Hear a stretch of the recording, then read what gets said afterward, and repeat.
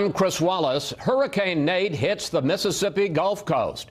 And a week after the Las Vegas massacre, we're still left with a central question. Why? Anything that would indicate this individual's trigger point and that would cause him to do such harm, we haven't understood it yet. We'll have a live report from Las Vegas with the latest on the investigation. We'll talk with the owner of some of the town's biggest hotels and casinos, Steve Wynn, who decided a year ago Las Vegas was a soft target.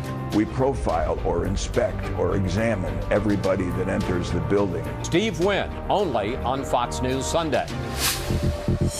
Then, even gun rights advocates are calling to review bump stocks, like the Las Vegas gunman used to make his semi-automatic weapons fire faster. Fully automatic weapons have been outlawed for many, many years.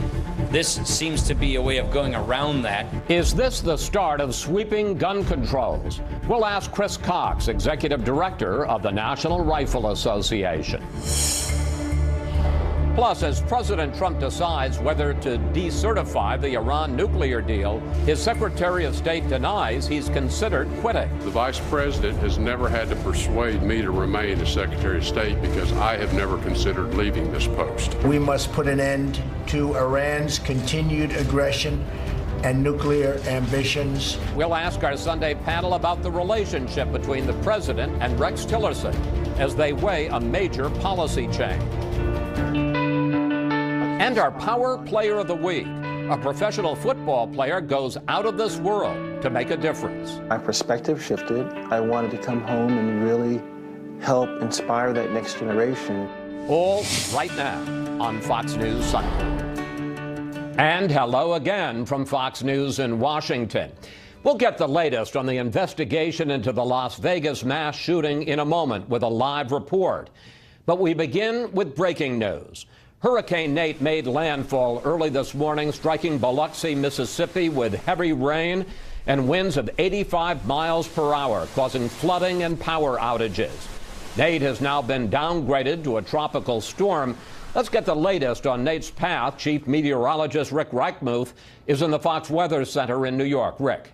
Hey, Chris. Yeah, the fourth hurricane to make landfall in the U.S. this hurricane season, which is quite remarkable. Taking a look at the satellite picture, you can see it moved on shore. It still is moving very quickly, which is great news. It means it's not going to sit in any one spot and allow it to rain for that long, so the flooding won't be as bad as it could have been.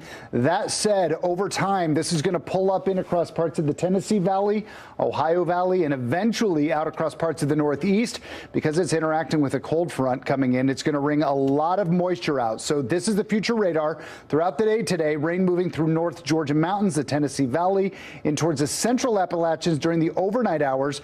And by tomorrow, all of that moisture moves in across parts of the Northeast. So a very wet start to the week, a very wet commute for the day tomorrow as well. But take a look at this. Overall, rainfall totals are going to be extreme. Some spots potentially up to 10 inches far inland from the storm. That means flooding could be widespread, especially across parts of the central and southern Appalachians. Chris? Rick, thank you.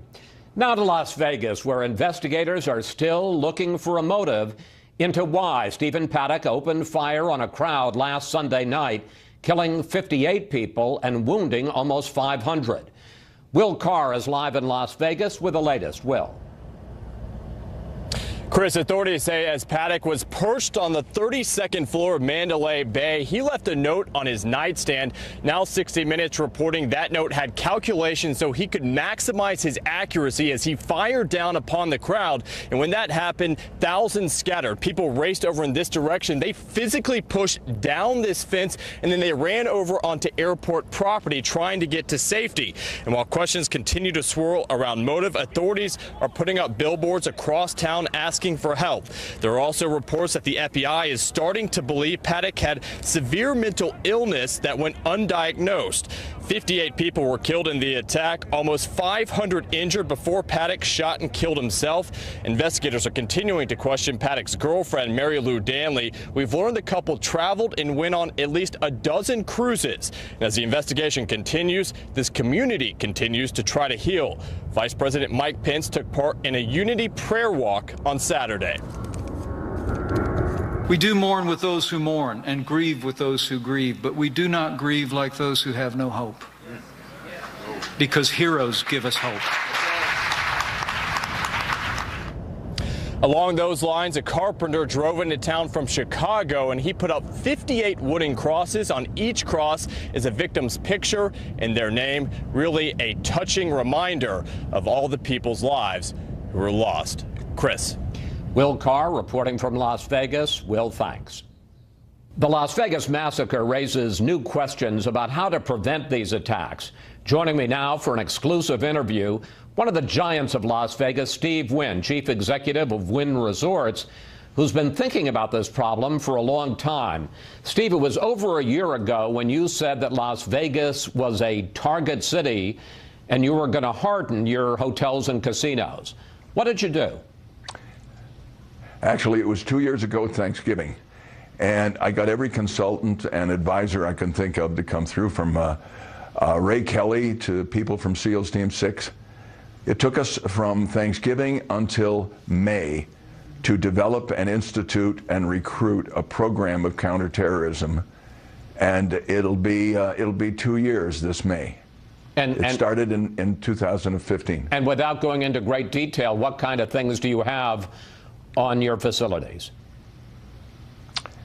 Basically, we had to recruit and expand security by tens of millions of dollars to cover every entrance, to retrain the entire workforce, from housekeeping and room service, and people are in the tower and observing people. We had to cover every exit and every aspect of the building to see if we could identify and preempt any kind of terroristic or violent action. It's never perfect, of course, but what you can do, to use local vernacular, you can change the odds, I guess.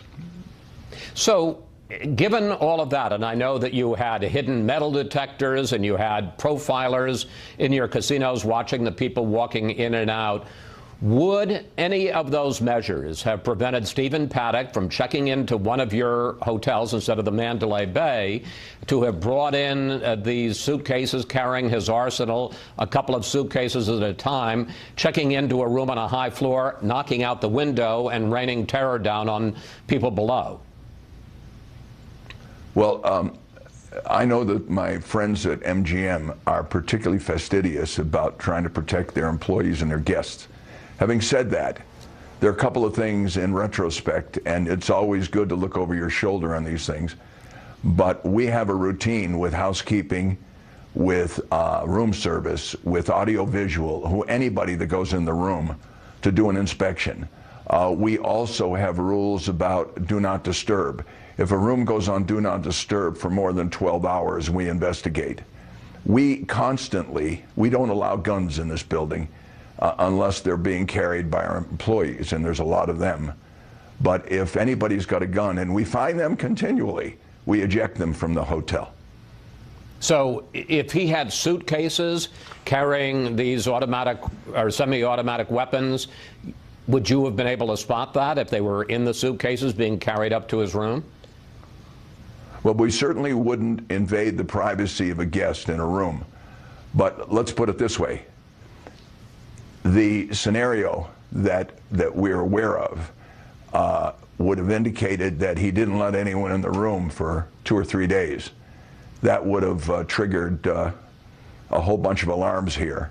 And we would have, on behalf of the guest, of course, investigated for safety. And it would have been a provocative situation.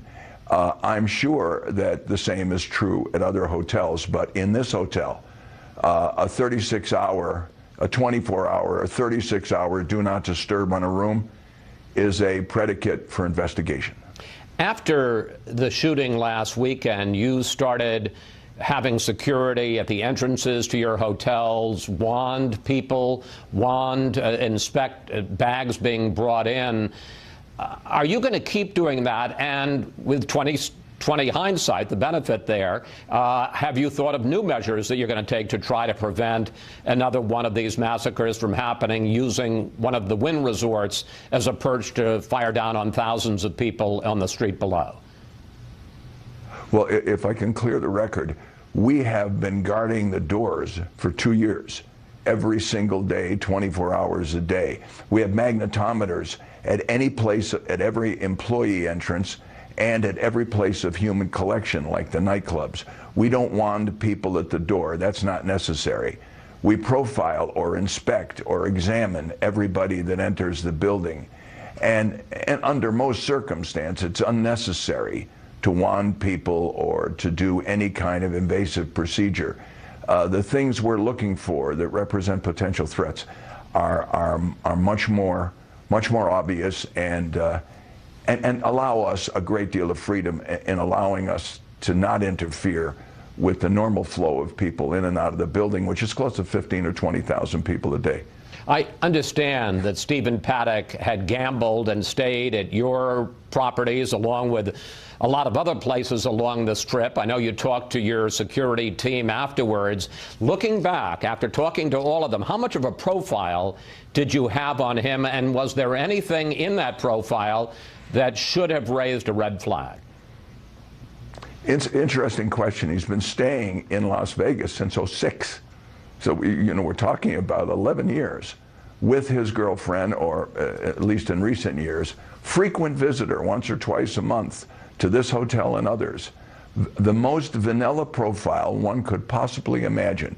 A modest gambler, at least by our standards, nothing serious, paid promptly, never owed any money anywhere in Las Vegas. He didn't fit the profile of a problem or a compulsive gambler. If there was anything interesting that we discovered in the years of service, and we have butlers and waiters and masseuses and people in the beauty shop that know this woman and this man completely. They talk about normal, mundane things. But if there's anything interesting that stood out over the 6 years, nobody that's ever worked here have ever seen the gentleman or the lady take a drink of wine, beer, or alcohol of any kind.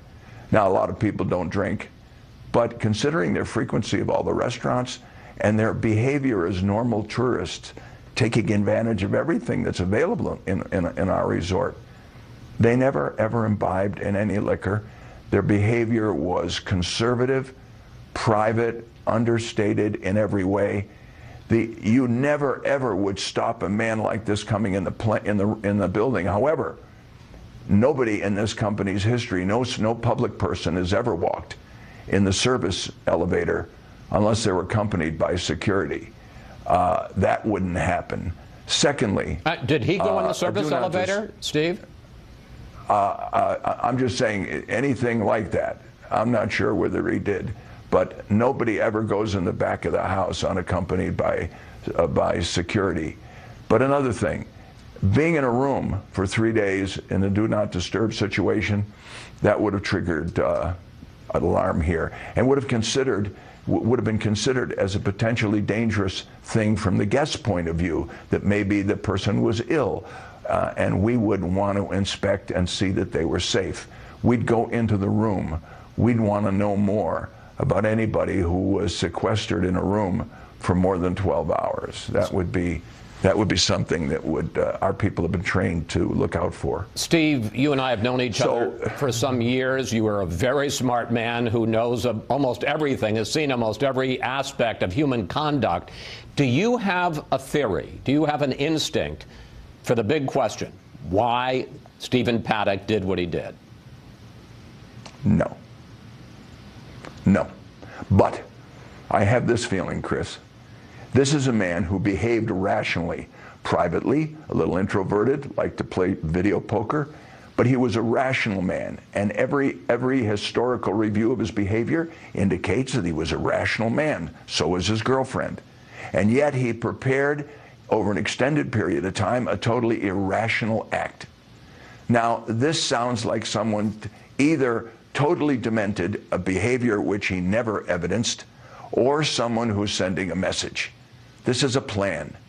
We don't know what that message is, or if there is one, but this behavior, according to my employees, is as stunning, as unexpected as any of them have ever met.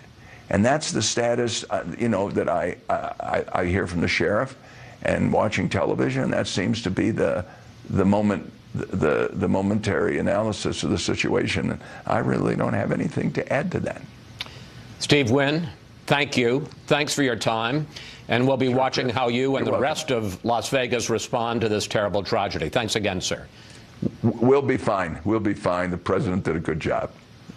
Up next, after still another mass shooting, the debate over gun control reignites.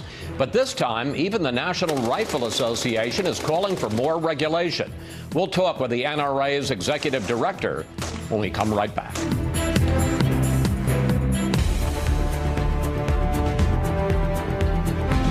In the wake of last Sunday's mass murder in Las Vegas, we all followed an all too familiar pattern: shock, questions, and calls for more gun control. Most of us also learned about a device, bump stocks, that allow rifles to fire faster. And now even some of the strongest advocates of gun rights are calling for more regulation. Joining me here is Chris Cox, Executive Director of the National Rifle Association. Mr. Cox, welcome to Fox News Sunday. Thanks, Chris. The NRA surprised a lot of people this week, calling for ATF to review bump stocks. Here's part of your statement. Let's put it on the screen. The NRA believes that devices designed to allow semi-automatic rifles to function like fully automatic rifles should be subject to additional regulations. This regulation had been on the books for 7 years. Why is the NRA suddenly concerned, and what specifically would you like to see ATF do? Well, what we've called for is for ATF to review any device that changes semi-automatics to function like fully automatics. As you probably know, it's illegal to convert a semi-automatic to fully automatic. ATF did approve these under Barack Obama. And what the National Rifle Association has said is ATF needs to do their job, review these, and if there's a further regulation, then we'll work on further regulation. But Chris, what we saw last week was pure evil, and we've seen that evil has existed in this country. We've seen box cutters and airplanes, cars, bombs, trucks full of explosives, and yes, firearms. So as we have this conversation, we need to look at the broader picture. We need to have an honest discussion about what works and what doesn't work. And our concern is that all this focus on devices takes away the attention from the underlying behavior. And until we address that, these things are going to continue to happen. Well, let's just talk about the underlying behavior. You're the NRA, so we're going to talk to you about the specific technique. Would you be okay with banning bump stocks? Well, we don't believe that bans have ever worked on anything. What we've said has been very clear, that if something transfers a semi-automatic to function like fully automatic, then it ought to be regulated differently. Fully automatics are regulated differently in this country. If something copies a semi-automatic into a fully automatic, then those should be regulated as well. Did you get any blowback from some of your members? Because it's unusual for the NRA after one of these incidents to call for more regulation of either guns or parts of guns. There were NRA members at that concert. There were NRA members that were shot at that concert, and NRA members that were murdered at that concert. So what we're getting from NRA members is grief and fear, the same way Americans are grieving and scared that something like this might happen again. So will there be disagreements over policy discussions? Of course. There's an ongoing discussion about gun control in this country. We had it during the debates last year. We had it throughout the campaign when the most pro-gun control candidate was defeated by the most pro-Second Amendment candidate. These conversations happen. What we're concerned about is that we're having a conversation when people are grieving. There used to be a common decency in this country where people paused from talking about policy. Unfortunately, with Dianne Feinstein and Michael Bloomberg, they want to exploit a tragedy from day one. It's shameful, but apparently that's the new normal, and that's why we're here talking to you today. I want to pick up on that, because while the NRA is talking about bump stocks, there are a number of gun control advocates, a number of them Democrats, who are calling for more sweeping measures. Here's a few. I can't believe that one whole political party in the greatest country on earth is totally sold to the gun lobby. They're going to say that if you give them bump stock, it's going to be a slippery slope. I certainly hope so. Now, I know that sets your teeth on edge. You say common decency, let's wait. What's enough time? I mean, here were 58 people killed, almost 500 injured. Is it common decency to wait a day, 2 days, a week, a month? I mean, it is understandable. I know you don't agree with their solution, but what's wrong with saying we need to address this issue? Well, let me talk about Hillary Clinton and Nancy Pelosi both and get back to that point. Nancy Pelosi has said, and I take her at her word, I take Dianne Feinstein at her word when she says if she had 51 votes in the Senate for Mr. and Miss America, turn in all your guns, they would do it. Look, the talking points might change for Dianne Feinstein, but the underlying agenda never does. And the truth is, Hillary Clinton ran as the most pro-gun control candidate in American history, and she lost. But she gets an award. She gets an award for hypocrisy, because she will never spend a moment, a breath, without armed security surrounding her for the rest of her life. She'll never dial 911. She'll never live in a high-crime area. But her life is no more valuable than the single mom living in Chicago working the late shift who wants to own a gun and carry it to defend herself. That's why we're calling on Congress to, yes, look at firearms, but also I want to pick up on that, and I'm going to throw a little bit of a monkey wrench at the control room, because we're going to play an earlier bite. Because you and I talked earlier this weekend, and you said that you want to have a sensible conversation about gun control. Wayne LaPierre, the head of NRA, talked this week, and I want to play a clip from what he said. Here he is. One thing the American public always knows is the elites always protect themselves, and they always protect themselves with guns. And then they lecture the American public how you shouldn't do that. The reason I pick up on that is you were, in effect, saying the same thing about Hillary Clinton. Is that a sensible way to have this conversation, to try to turn it into class warfare, where if you're for gun control, somehow you're part of an elite? Well, it's not class warfare, Chris. It's what the American people want. The American people want to be able to protect themselves. They want to be able to defend themselves. Yes, we're willing to have a conversation. No, that's not actually true. I mean, yes, Second Amendment, but if you talk about background checks, if you talk about automatic weapons, well, but let me just say that there are a lot of people, in fact, a majority of people, according to the polls, who'd like to see those gun controls. I have to say I'm put off at the argument that if you believe in gun control, you're an elite. I have to tell you, Mr. Cox, I know very few people outside of public officials. She was a former First Lady. She was former Secretary of State, who have armed bodyguards. One of the few people I know, private people, who has armed bodyguards is Wayne LaPierre. Chris, as a law-abiding gun owner, I am armed security, but I couldn't bring a gun into Washington, D.C. because my licensed gun, because they won't allow me to protect myself. And there are people. I don't want to. My point is that you can not have a gun and you can believe in gun control because you think it's dangerous. Now we can argue about the merits of it, but I think to dismiss people and say, well, that's just the elite and they have armed guards, it seems to me, does a disservice to your argument. It's the hypocrisy that bothers the American people, Chris. It's the hypocrisy coming out of Hollywood. It's the hypocrisy coming out of politicians, and it's the hypocrisy coming out of a lot of people in the media who refuse to accept that law-abiding people in between New York and Los Angeles and in between Washington, D.C. and Miami deserve the right to defend themselves. That's what the National Rifle Association exists for. And look, we can talk about background checks. This murderer in Las Vegas passed them. So did the gentleman, or so did the murderer in Orlando, Tucson, Aurora. Let's talk about background checks, and let's talk about specific issues, because you're certainly right. He did pass them, and he bought all these guns legally. There is a 72-hour limit on background checks. And as a result, some people call that the Charleston loophole, because Dylan Roof, the man who bought a gun through a background check and then killed 9 people in a church, you see in his picture there, he got the gun because his background check wasn't complete in 72 hours, even though he would have failed that background check. Question for you, Mr. Cox. When it's a matter of life and death, and I understand you don't want background checks to go on forever. That's not appropriate.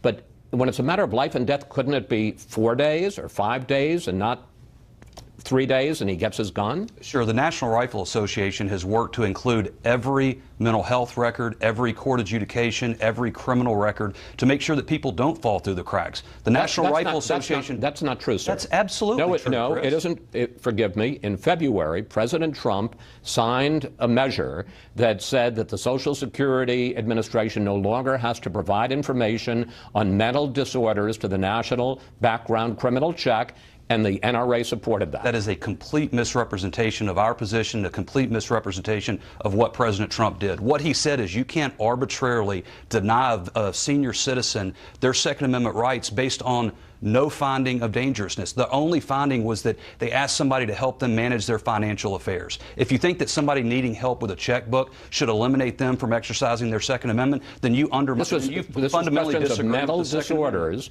And mental disorders, now I agree, it wasn't everybody, it was some people with mental disorders, and you backed that. Their definition of a mental disorder was someone who asked for help handling their finances. That is not a prohibited category, Chris, and it shouldn't be a prohibited category. Let me ask you about another measure that has been talked about. And before I do, I want you to just watch this video. Here it is.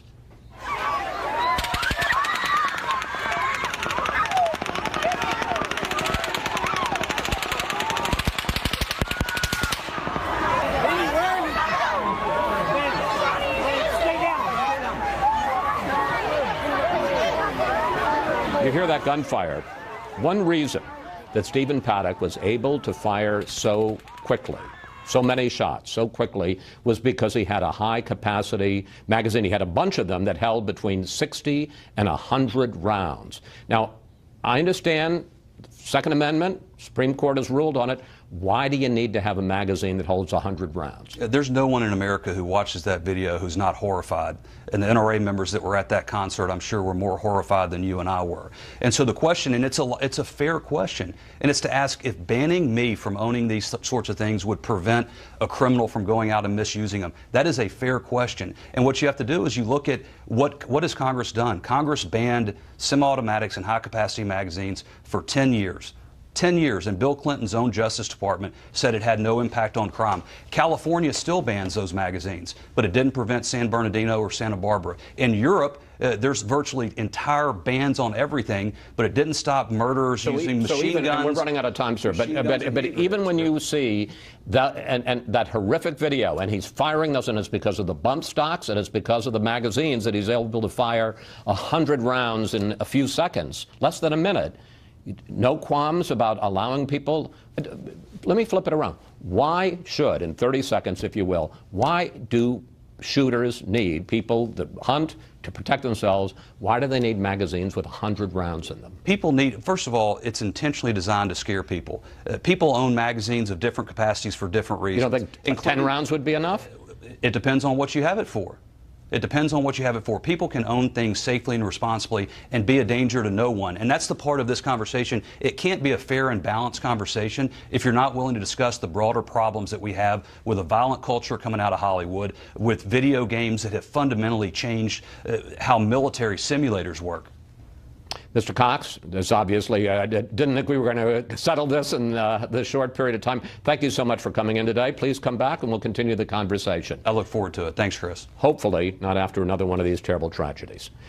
Up next, we'll bring in our Sunday group to discuss where things stand in the debate over gun control. Plus, what would you like to ask the panel about chances for new gun laws in the wake of the Las Vegas massacre? Just go to Facebook or Twitter at Fox News Sunday, and we may use your question on the air.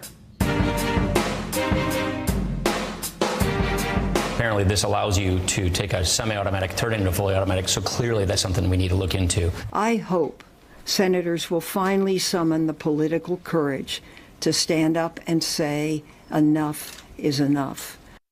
Some rare bipartisan agreement this week from Democratic Senator Dianne Feinstein and House Speaker Paul Ryan, at least on the issue of bump stocks. And it's time now for our Sunday group. Former National Security Council staffer Jillian Turner, columnist for The Hill, Juan Williams, Julie Pace, Washington bureau chief for the Associated Press, and Tom Rogan of the Washington Examiner. Julie, what do you make of Republicans like Paul Ryan saying that they want to take a look at bump stocks? Is this the beginning of a conversation, a broader conversation on gun controls, or are they trying to limit it to this one device which is so hard to defend? I'm not sure we're going to see any broader conversation on gun control. I think the fact that Republicans and the NRA came out, the White House as well, came out and expressed an openness on bump stocks is certainly an interesting development, because we rarely even see Republicans go after some of the low-hanging fruit on this gun control debate here. I think that there's going to be a reluctance on the part of GOP lawmakers to go any further on that that. Certainly the NRA would push back pretty aggressively if they started to do that. But I think on this issue, look, there's not a huge constituency for bump stocks. I think most people can agree that if you're going to take a device, put it on a legal semi-automatic weapon and turn it into a fully automatic weapon, that's something that needs to be addressed. You have unanimity on that across the political spectrum. We asked you for questions for the panel, and on this issue of gun control in the wake of the Las Vegas massacre, Rick Royce tweeted this: "What conceivable gun legislation could have prevented the evil that occurred in Las Vegas?" Tom, as Chris Cox of the NRA pointed out, Stephen Paddock bought all these guns legally. He passed all the background checks. So how do you answer Rick? Well, I think the broader point here is that whether we're talking about this particular incident of gun violence or the broader issue of terrorism in the age of ISIS, and I'm not drawing connection between the 2 points, but the relevance of potential mass casualty events makes them similar in terms of the issue. You could, for example, put in checkpoints at every major public event, at every major hotel. You could have personal inspections. But the ultimate problem comes down to what measure of freedom of movement, ease of movement, are you willing to give up in return for a greater measure of security? And ultimately that fixes right back to the Second Amendment debate. I suspect what we will see here, if you look at the two most recent Supreme Court cases on the Second Amendment, Heller and McDonald, there's actually quite a lot of wiggle room there for local governments, especially when it comes to the public carrying element, to do things. So I think it's going to go down to that. Yeah, we should point that out. I did an interview some years ago with Antonin Scalia, who wrote the Heller decision, and he specifically said there is an unfettered right to the Second Amendment, but that doesn't mean there can't be gun controls, reasonable, sensible ones that don't infringe. All right, let's turn to another hot topic. The Trump administration on Friday announced broad new exceptions to the Obamacare mandates on birth control. The insurance plans have to provide contraception coverage to their employees. Here was President Trump earlier talking about religious freedom. We are ending the attacks on your religious liberty, and we are proudly reaffirming America's leadership role as a nation that protects religious freedom for everyone. Jillian, the religious right is delighted with this, the president's decision, and he's made several in this regard, to say that employers, for reasons either of religion or moral belief, are not to be forced to provide birth control contraception to their employees. On the other hand, women's groups are incensed by this decision. And groups on the right look at this as a victory, but I would caution the president and all Republicans that chipping away at the Affordable Care Act, one executive order at a time, is going to be an awfully painful exercise over the next few years. If we look at what Chuck Schumer said to the president last week over the phone, which was allegedly repeal and replace is now dead for the final time. Let me back up, and just for folks who don't follow it like we do, the president and Schumer talked, and the president talked about maybe we can do a deal with the Democrats, right. And then Schumer said, Mr. President, repeal and replacing Obamacare is officially dead. It died its last death a couple of weeks ago. If we take him at his word, the president really has two paths forward. One is reforming Obamacare through executive action, which is the option I refer to as going to be incredibly painful for everybody involved. He can also try and cut a deal with Dems. I think the president is showing this past week, that he's trying to pursue both those options at once. I mean, maybe he'll forge a certain degree of success with congressional Democrats on this, but he's not going to get a deal that's going to repeal and replace Obamacare. Whatever way we look at this going forward, because of the Republicans' failure to get this done for the president, it's going to be painful for him. One, I want to pick up on this because I'm curious about the politics of it. On the one hand, look, the president promised this on the campaign trail. He's keeping a promise that helped get him elected. On the other hand, if you look at the polls, most people support the idea of the provision of contraception. So, you know, he's pleasing his base, but he's turning off a majority of voters. Yeah, but he's pleasing his base. And it's an interesting political dynamic here, Chris, because he's not only pulling the contraception mandate, but he's also pulling money for the promotion of Obamacare and to enroll people at this point. So he's actively trying to undermine Obamacare, I think, to make the case to Schumer and the Democrats, this is imploding, and you're going to come to me and to want to make a deal to try to rescue it. I think that is his bargaining position. Is with regard to the politics with the base has no wall. They have no Obamacare repeal. They have a debt deal with Chuck and Nancy, if you'll recall. I think there's a little bit of anxiety inside that White House with Steve Bannon gone about making sure that you are always playing to the base. But I worry that it's less catering at this point than pandering to people who are, I think, misinformed about the consequences. It's almost like Trump is now saying, you know what, yeah, we didn't get done what we promised you, conservative base, but we are still actively here trying to drain the swamp or disrupt things. But has your life improved? That's what Ronald Reagan asked. Is your life better off today than it was when... Well, that's not a rhetorical question. No. A lot of people would say the economy is doing pretty well. Oh, yeah? We lost jobs for the first time because of the hurricanes. Have you heard of Harvey and Yeah, Irma? but have you heard first time in 7 years? Have you heard about a tax cut deal that benefits the rich disproportionately, not the blue-collar worker? I think people will have to get that information at some point. I think corporate tax reform, this is one thing that I think the president deserves courage on, and House Republican leaders. It is not fashionable in the age of Bernie Sanders to say corporate tax reform. But if you speak to economists, investment productivity, that is the key. I have to say, only on our panel do we go from birth control to corporate tax reform without missing a beat. We have to take a break here. Up next, will President Trump decertify the Iran nuclear deal this week? And what about his relationship with Secretary of State Rex Tillerson? You guys know what this represents? Well, maybe it's the calm before the storm. What storm, Mr. President? You'll find out. President Trump raising a lot of questions during a photo op with his top military brass.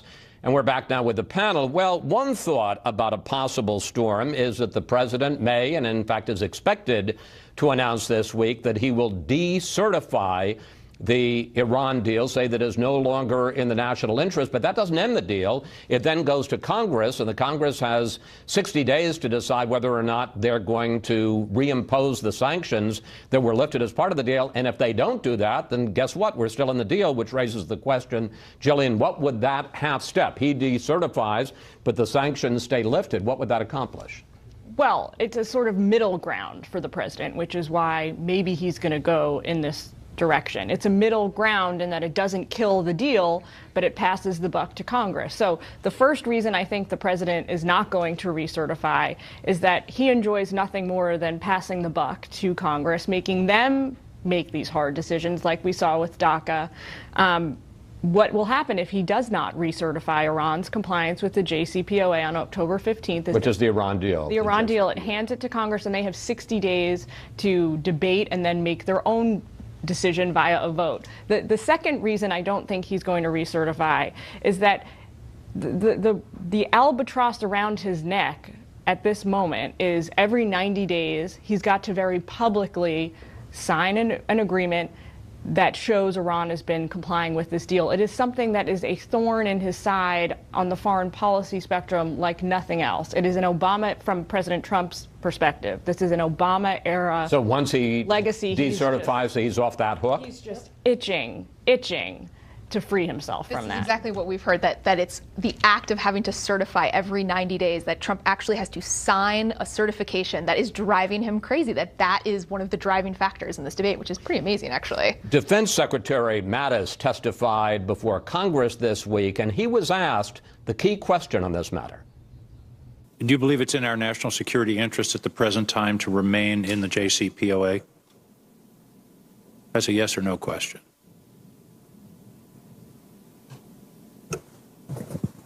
Yes, Senator, I do. You can tell how excited Defense Secretary Mattis was to have to answer that question. Juan, the president is apparently going against almost his entire senior national security team in making this decision to decertify. Why do you think that is? Well, I think he's playing to the base. We were talking about this a moment ago, but I think that this is a very aggressive step to say, listen to the base. I promised you during the campaign that I would get rid of this Iran deal. I said it was the worst deal ever for the United States. It was a ripoff, and I am going to act on my campaign promise, because it's not only his inner circle, and there's lots of reports this week that, you know, Tillerson called him a moron and all that, but also that Tillerson, Kelly, Mattis have some kind of suicide pact where they said, you know, if he fires any one of us, we're all going. But that they are there because, in the words of Bob Corker, the head of the Senate Foreign Relations Committee, Republican, they act as a buffer. They are stopping chaos in terms of our foreign policy from becoming imposed by the president. It's a very intriguing situation, but the president, I think, in this instance, is playing to the base once more. Yeah, we should point out those were the views of Senator, or the statement of Senator Corker, not yes, I said. Okay. Speaking of splits between the president and top advisors, let's talk about this split with Rex Tillerson. There was a report this week that Tillerson had seriously considered quitting over the summer, and that at one point, not to the president, but to some other people, he called the president a moron. That led to this. It continues to be misreported. There's never been a consideration in my mind to leave. We have a very good relationship. We disagree on a couple of things. Sometimes I'd like him to be a little bit tougher, but other than that, we have a very good relationship. Other than that, I think my top diplomat is a weakling. That's the kiss of death from what's President really Trump. going on here, and is Tillerson out or not? So this has been a complicated relationship for a long time. Months ago, I had a senior administration official tell me that Trump liked the idea of Tillerson, the businessman, the Texas swagger, more than he actually liked Tillerson himself. He really gets annoyed at the way Tillerson handles himself in meetings. He doesn't like the idea that Tillerson, especially on this North Korea issue, has been pushing this idea of diplomacy, which he is the nation's top diplomat. That is, in general, what he's supposed to do. So this is highly complicated. Tillerson has been frustrated by being undermined by presidential tweets. He's been frustrated that Jared Kushner has picked up a large part of the foreign policy portfolio. And the big challenge for Tillerson right now, and I think the thing that I've heard that he is going to have to decide about in terms of his future here, is what kind of juice does he have left with foreign governments? When he's traveling around the world, when he's meeting with foreign leaders and he says this is the position of the United States government, do they believe him anymore? And frankly, talking to diplomats around town, they don't always believe him. I want to pick up on exactly that point with you, Tom, because whether Tillerson stays or not, you would think that his effectiveness as Secretary of State has been dramatically diminished. Leaders around the world are watching all this play out. And we've seen the president, in the case of North Korea, as soon as Tillerson said in China last week that we have avenues to talk to North Korea, the president tweeted, "Don't waste your time, Rex." Yeah. I mean, it's unity of message stupid would be the foreign policy equivalent of the famous line. And that is so critical here because, you know, as Julie suggests, when foreign diplomats hear from American it's not just about Tillerson, right? It's about all the foreign service officers in every embassy around the world. If they are having those lunch meetings with foreign officials and journalists and they are not seen as credible in line with the president, it's a huge problem. But it's also a huge problem for President Trump in the sense that if you talk about the Iran deal now, with that short window, if he decertifies effectively to get the French crucially on board, who may come on board with him about reforming the deal, if they don't trust the only guy who's in the room in Paris with them, Secretary of State Tillerson, their willingness to say to all their domestic manufacturers who have those nice deals in Iran, hey, by the way, we're going to push on this, but those manufacturers say to them, well, you're talking to Tillerson. Trump is tweeting Tillerson's an idiot.